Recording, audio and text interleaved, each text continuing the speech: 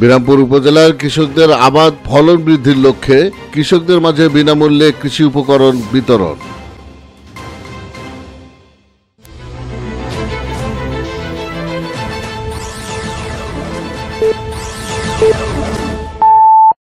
আসসালামু আলাইকুম।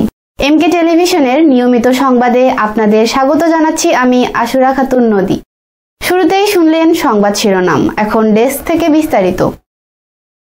দিনাজপুরের বিরামপুর উপজেলার কৃষকদের আবাদ ও ফলন বৃদ্ধির লক্ষ্যে কৃষকদের মাঝে বিনামূল্যে আউশ ধানের বীজ, পাট বীজ ও পেঁয়াজ বীজ এবং রাসায়নিক সার বিতরণ করা হয়। উপজেলা কৃষি চত্বরে সার বীজ বিতরণের উদ্বোধন করেন উপজেলা নির্বাহী অফিসার নুজহাত তাসনিম আওন। এ সময় তার সাথে ছিলেন উপজেলা কৃষি কর্মকর্তা ও ভারপ্রাপ্ত কৃষিবিদ জাহেদুল ইসলাম ইলিয়াস, কৃষি সম্প্রসারণ কর্মকর্তা মামুনুর রশিদ, যুব উন্নয়ন কর্মকর্তা জামিল উদ্দিন, মৎস্য কর্মকর্তা কাউসার আলী, বিরামপুর প্রেস ক্লাবের সাবেক সভাপতি আকরাম হোসেন সহ আরো অনেকে। এ সময় ৬০০ কৃষকের মাঝে উচ্চ ফলনশীল সার ও বীজ বিতরণ করা হয়। ইফতেখার, কৃষি ডেস্ক, এমকে টেলিভিশন।